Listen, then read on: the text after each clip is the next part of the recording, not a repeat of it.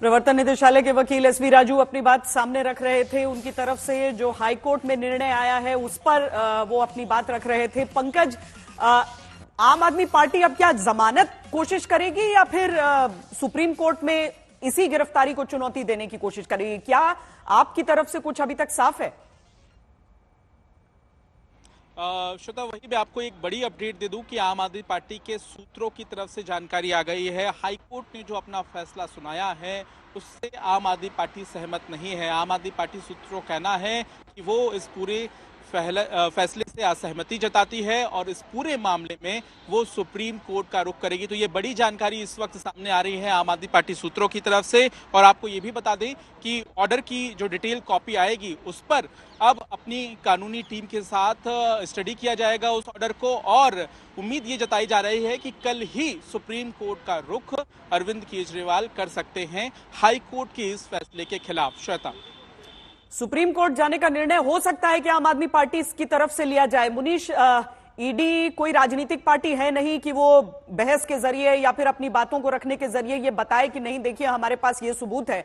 वहां से जो खबरें आप सामने रखते हैं वही चीजें आज पुष्ट हुई हैं कि अदालत ने कहा है कि हां, ईडी के पास सबूत हैं और राजनीति से इसे नहीं जोड़ा जा सकता है। अदालत ने स्वयं के लिए भी आज स्पष्टीकरण दिया है एक तरह से, क्योंकि अप्रूवर्स को लेकर किस तरीके से अदालत का रोल क्या रहता है, उसकी भूमिका क्या रहती है और ईडी की नहीं, ये बात भी स्पष्ट हुई है। हम इस मामले में आगे क्या समझें? सुप्रीम कोर्ट में अगर यह मामला जाता है तो ईडी के वो पुष्ट सबूत स्टैंड करेंगे? जी देखिए श्वेता, कहीं ना कहीं जो आज हाईकोर्ट ने फैसला दिया है उसे ईडी अपने जीत की तरह मानती है और उनका कहना है कि कहीं ना कहीं उनके जो सबूत थे उन सबूतों को माना है हाईकोर्ट ने, और इसी के आधार पर अरविंद केजरीवाल की जो एप्लीकेशन थी उसको रिजेक्ट कर दिया गया है। यानी कि ये हाईकोर्ट ने भी माना कि न गिरफ्तारी में कोई कमी थी, न तो गिरफ्तारी करने के आधार में ईडी की तरफ से कोई कमी थी। जहां तक अरविंद केजरीवाल की बातें, देखिए इस फैसले के जरिए 2-3 बातों को हाईकोर्ट ने बहुत अच्छे तरीके से साफ किया हुआ है। सबसे पहला, जो आम आदमी पार्टी या अरविंद केजरीवाल कोर्ट के सामने जो आरोप लगा रहे थे कि कहीं ना कहीं लोगों को एक कोशिश की गई ईडी की तरफ से, या जो आरोप लगाते थे राजनीतिक वो, कि उनको लालच दिखाकर अप्रूवर बनाया गया, सरकारी गवाह बनाया गया और उसकी वजह से उन्होंने अरविंद केजरीवाल का नाम दिया हुआ है। अरविंद केजरीवाल ने खुद बोला था कि इतने बड़े केस में सिर्फ 4 लोगों ने उनका नाम लिया हुआ था और उसी के आधार पर उनकी गिरफ्तारी हो गई थी, जो पूरी तरह से गलत है। हाईकोर्ट ने साफ तौर पर बोला कि कोई भी सरकारी गवाह बनेगा या नहीं बनेगा, ये बात हाईकोर्ट या लोअर कोर्ट तय करता है, ईडी इसको तय नहीं कर सकती है। और अगर उनके बयानों को माना गया है तो कहीं ना कहीं उनके बयान कोर्ट में मजिस्ट्रेट के सामने दर्ज किए गए हैं, तो उनके बयानों के आधार पर राजनीति करना गलत है। उनके बयानों के आधार पर यह कहना कि ईडी ने जबरदस्ती किसी को अप्रूवर बनाया हुआ है या ब्लैकमेल करके किसी को बनाया गया है, यह भी गलत है। तो कहीं ना कहीं कोर्ट ने आधार माना कि वो एक आधार है जिसके बिना पर अरविंद केजरीवाल को इस वक्त ये आरोपी माना जा सकता है। दूसरा जो सबसे बड़ा आधार था खुद अरविंद केजरीवाल को लेकर, क्योंकि ईडी की जो जांच थी उसको हाईकोर्ट मानते हुए उन्होंने कहा है प्राइमा फेसाई ऐसा लगता है कि अरविंद केजरीवाल ना सिर्फ दिल्ली के मुख्यमंत्री पर रहते हुए बल्कि एक पार्टी के कन्वीनर के तौर पर भी थे, और उस वक्त अगर इस तरह का घोटाला होता है, पैसों का आवागमन होता है, हवाला ऑपरेटर्स के जरिए पैसे पहुंचाए जाते हैं, रिश्वत लिए जाते हैं, तो उनका आरोपी जो ईडी ने बनाया हुआ है उसे कहीं ना कहीं हाईकोर्ट ने सही ठहराया हुआ है। अब देखिए श्वेता, आगे की रणनीति जो रहेगी, अब एक ही चारा बचा आम आदमी पार्टी के पास में, वो है सुप्रीम कोर्ट के पास जाने का। सुप्रीम कोर्ट में वो जाएंगे भी, जैसा पंकज बता रहे थे, लेकिन इस सुप्रीम कोर्ट में पहले भी देखा गया है, जब मनीष सिसोदिया मामले में मनीष सिसोदिया सुप्रीम कोर्ट गए थे, 2 बार उनकी बेल को सुप्रीम कोर्ट ने रिजेक्ट किया था। और यही जांच थी ईडी की, जिसमें उन्होंने साफ तौर पर कहा था ईडी ने कि हमारे पास ऐसे सबूत हैं कि मनीष सिसोदिया मनी ट्रेल नहीं, लेकिन वो उस पद पर रहते हुए अपने पद का दुरुपयोग किए और उनकी वजह से 100 करोड़ रुपए की रिश्वत आम आदमी पार्टी तक पहुंचती है और उन्हीं पैसों का इस्तेमाल गोवा इलेक्शंस में होता है। चूंकि वो आबकारी मंत्री थे, वो जिम्मेदार थे। जब अरविंद केजरीवाल का मामला भी सुप्रीम कोर्ट में जाएगा, ईडी, जो मेरी जानकारी है, पूरी तरह से तैयार है कि इन्हीं सबूतों को लेकर वो फिर से जाएगी सुप्रीम कोर्ट में और कहेगी कि ना सिर्फ एक सीएम, ना सिर्फ एक पार्टी के कन्वीनर के तौर पर, बल्कि एक राज्य के मुखिया के तौर पर उनके पास जो जिम्मेदारी थी, उन जिम्मेदारियों का निर्वहन न करते हुए शराब घोटाले में वो एक मुख्य साजिश करता थे और वो किंग पिन भी थे। श्वेता। संजय, क्या आम आदमी पार्टी की लीगल टीम की तरफ से कोई बात हो पाई है? क्या उन्होंने अपनी प्रतिक्रिया सामने रखी है? किस आधार पर सुप्रीम कोर्ट में अपनी बात सामने रखना चाहते हैं अगर दिल्ली हाई कोर्ट में हर एक बिंदु पर खारिज किया गया है उनकी इस अर्जी को? श्वेता, पहले तो मैं उस सवाल का जवाब दूं जो आपने पंकज से पूछा था कि आम आदमी पार्टी या अरविंद केजरीवाल अब सुप्रीम कोर्ट में जाएंगे तो क्या वो अपनी गिरफ्तारी को चैलेंज करेंगे या फिर वो अपनी जमानत की बात करेंगे। तो अव्वल तो ये कि कोर्ट का ये प्रोटोकॉल है कि आपने निचली अदालत में जो डिमांड रखी है और उस पर जो निर्णय आया है, आप उसको अगर चैलेंज करने हाई कोर्ट जाते हैं तो आपको उन्हीं पर स्टिक रहना पड़ेगा। ऐसा नहीं कि लोअर कोर्ट में आप कुछ और कह रहे हैं, हाई कोर्ट में कुछ और कह रहे हैं। आप और कुछ कहना है तो आप उसके लिए आईए लगा सकते हैं, इंटरवीनिंग एप्लीकेशन लगा सकते हैं जिसमें बाकी और दलीलें होंगी उसके साथ ही। लेकिन आपको फिलहाल तो इन्हीं चीजों पर स्टिक रहते हुए, इन पर चिपके रहते हुए आपको सुप्रीम कोर्ट का रुख करना पड़ेगा और सुप्रीम कोर्ट में बताना पड़ेगा कि क्यों हमारी गिरफ्तारी अवैध है या विधि सम्मत नहीं है, कानून सम्मत नहीं है।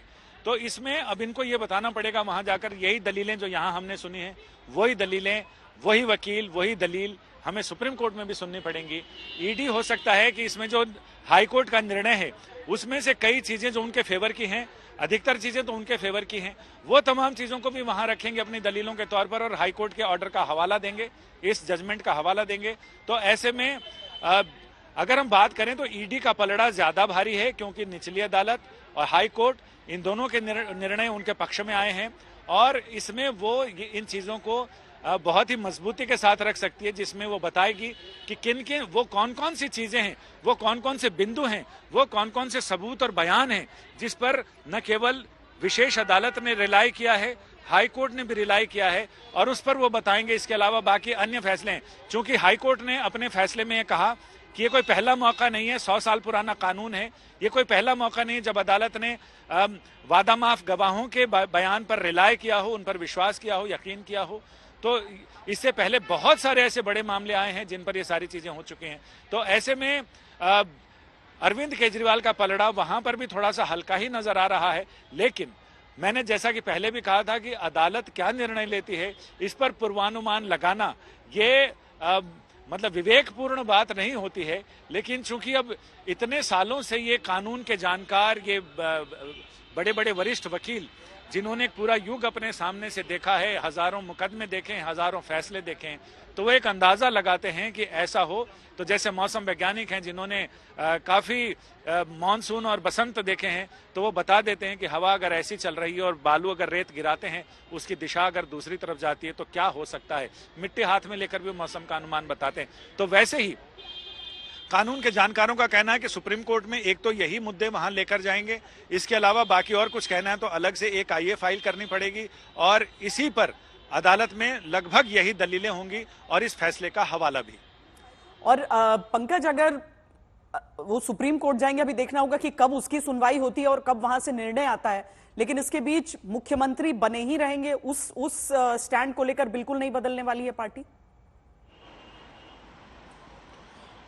देखिए, अब अगला राजनीतिक कदम क्या होगा ये देखना होगा। जो अहम जानकारी एक और श्वेता सामने आ रही है कि 4:30 बजे यानी कि अब से ठीक 12 मिनट के बाद आम आदमी पार्टी सरकार में मंत्री सौरभ भारद्वाज प्रेस कॉन्फ्रेंस करेंगे और जो कि खबर सामने आई है कि हाईकोर्ट के फैसले से आम आदमी पार्टी सहमत नहीं है। तो क्यों सहमत नहीं है उसको सिलसिलेवार तरीके से बताने की कोशिश आम आदमी पार्टी की तरफ से रहेगी। और जैसा कि मैंने बताया कि ऑर्डर आने के बाद उसको स्टडी किया जाएगा लीगल टीम के द्वारा और कल संभावना है कि सुप्रीम कोर्ट का रुख आम आदमी पार्टी कर सकती है। लेकिन इससे पहले जो आपने सवाल पूछा, आम आदमी पार्टी से जब भी ये सवाल पूछा गया, चाहे संजय सिंह से भी पिछले दिनों ये सवाल पूछा गया हो, वो स्पष्ट तौर पे यही बोलते नजर आए कि संविधान में ऐसा कोई कानून नहीं है और अरविंद केजरीवाल इस्तीफा नहीं देंगे। तो ऐसी स्थिति में देखना होगा कि अब क्या भारतीय जनता पार्टी इस मांग को दोबारा दोहराएगी, क्या दबाव बनाने की कोशिश करेगी और फिर आम आदमी पार्टी किस तरह से उसका जवाब देती है। लेकिन आम आदमी पार्टी फिलहाल इस पूरे मामले में, जैसे कि आशंका थी, अब सामने आकर प्रेस कॉन्फ्रेंस कर रही है और जवाब देगी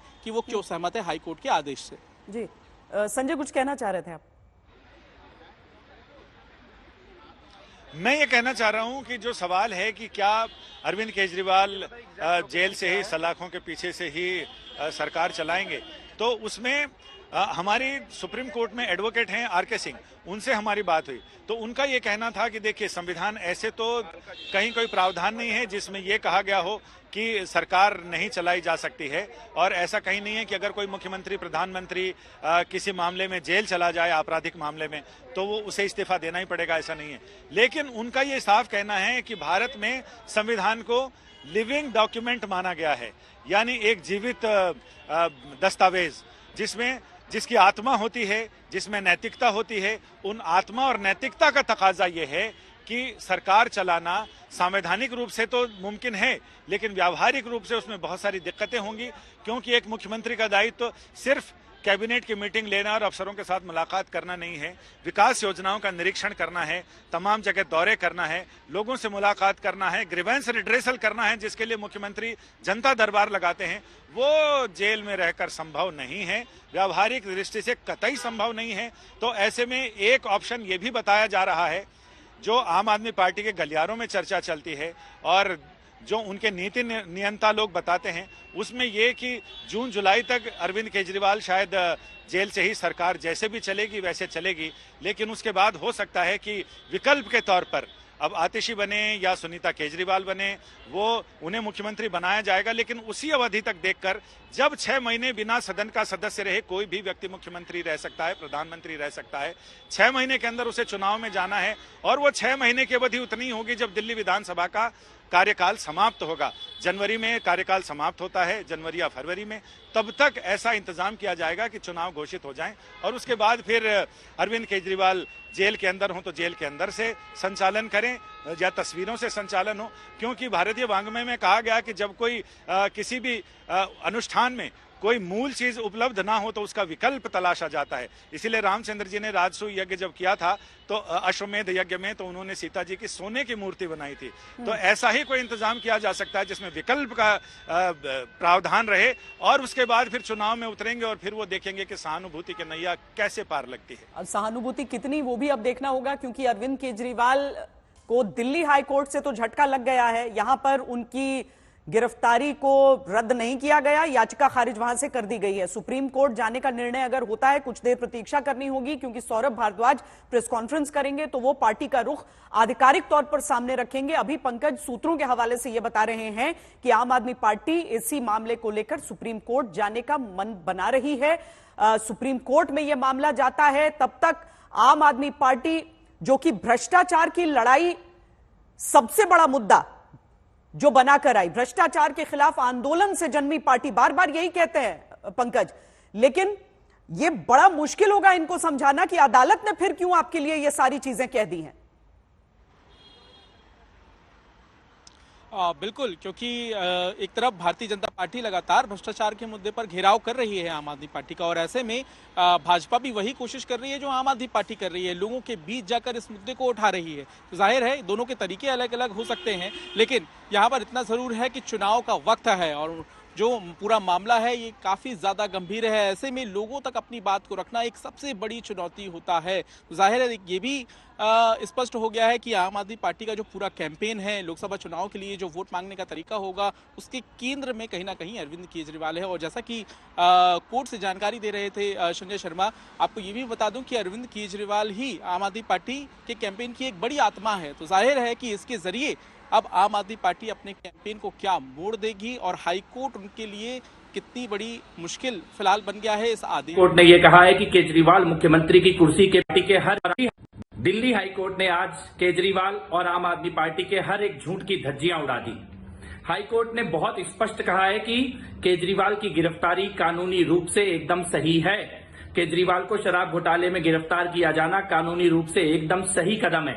ये दिल्ली के हाईकोर्ट ने निर्णय दिया है आज, और हाईकोर्ट ने यह भी कहा है कि ईडी के पास अरविंद केजरीवाल के खिलाफ पर्याप्त सबूत हैं। और इससे आगे बढ़ते हुए हाईकोर्ट ने यह कहा है कि केजरीवाल मुख्यमंत्री की कुर्सी के पीछे छिपकर अपने अपराधों की जांच से बच नहीं सकते हैं। कानून एक मुख्यमंत्री के लिए और एक आम आदमी के लिए बिल्कुल बराबर होगा। ये केजरीवाल जी के और आम आदमी पार्टी के